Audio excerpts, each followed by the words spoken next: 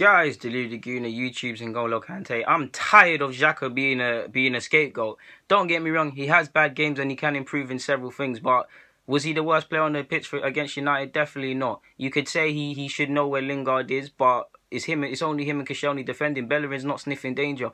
It's annoying because if it's not Ozil, it's XHAKA being scapegoated, and it's not the case. And so I have to question: do football fans, more specifically Arsenal fans, have any footballing IQ or actually review a player or know these players they're calling from? Now I say that because what was they said? They thought just because XHAKA puts a foot in and got a temper, he's going to be Kante. When if you really looked at him, is he like Kante screening the back four? Is he like Kante recovering possession? No, he's not. He's only been the deepest midfielder when his job has been to receive the ball off a centre-half. Why do you think what did you see at Gladbach? What do you normally see at Switzerland? No coincidence, he technically plays better for Switzerland.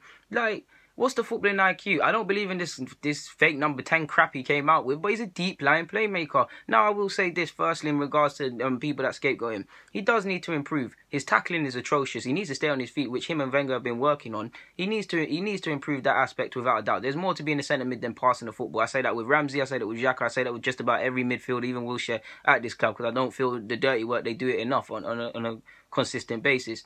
But he's being a scapegoat, and it's nonsense. I'm tired of it. It's nonsense. We don't have any real fluidity in this play on a consistent basis. We don't have enough bravery in midfield. We know this. So what do you constantly see? XHAKA forcing it. XHAKA playing balls over the top. XHAKA doing etc.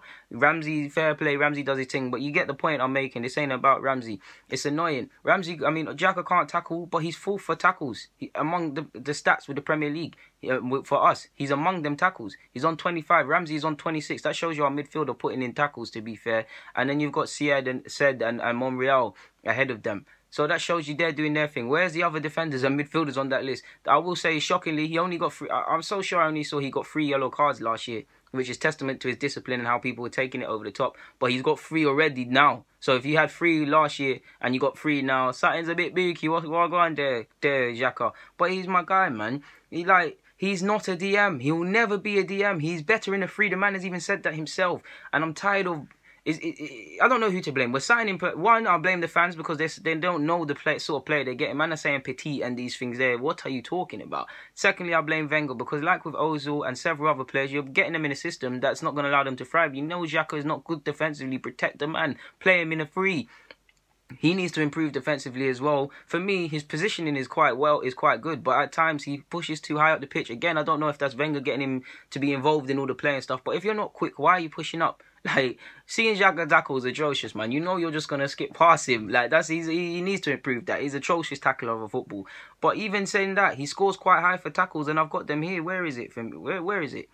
Yeah, I've already said that. That's how mad I am. I've already said that. He's third for assists as well. Like, it doesn't make sense. Oh yeah, before I get onto the assists, I forgot to say, it shocked me. Alexis is on 4 yellow cards. It's mad, isn't it? And Koscielny's second in our list for yellow cards. I didn't realise Alexis got that many yellows. But yeah, he's third for assists as well, which shows you, which I just said, he's constantly having to, when we're playing patient and there's not really any options behind, he's the only one trying to be brave in possession, which is why he's third for assists. He's behind Ramsey and behind Ozil on 5. I think they're both on 5 in Ozil and Ramsey.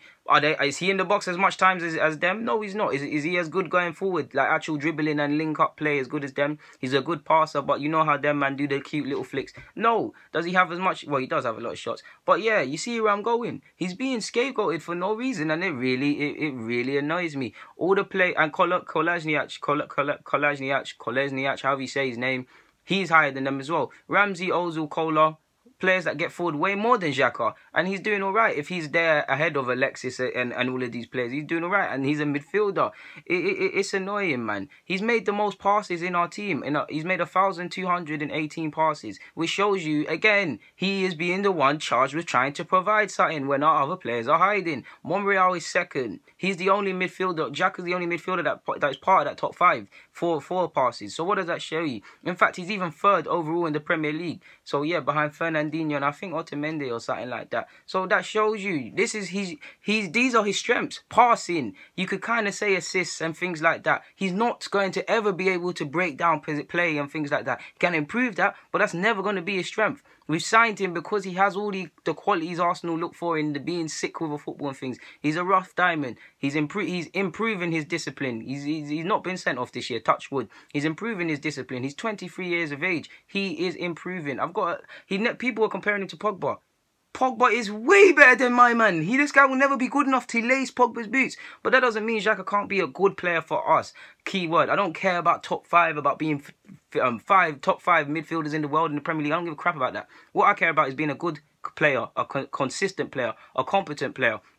And 9 times out of 10, XHAKA shows that. And when he doesn't, he's scapegoated. Don't get me wrong, I play it fair. You've heard me critique him in this vid. When he does poorly, he deserves it. But it's just nonsense. You see him being the creative hub. And when you couple in the fact Ozil was constantly dropping, there is a problem. We need either a DM or someone to do the sanity thing at this club. Or a better system. It's a madness. For me, XHAKA just needs to really just stop diving in. Really learn how to tackle. And have an appreciation for the other arts of being a midfielder. And other than that, he's not playing poorly, man. Like I said, Gladbach, where did you see him? You saw him receiving the ball off the centre halves. Obviously, he'll get involved here and there. Where did you see him for Switzerland? The same thing applies. Like, he's got a mobility problem. He's got a tackling problem. He's poor defensively. They're not his strengths. He's a midfielder, so by that logic, you've got to improve that. You have to improve that. But come on, I'm tired of when the team wins, you don't hear anyone say anything about XHAKA, despite the fact he's consistently one of the most passes, creating chances.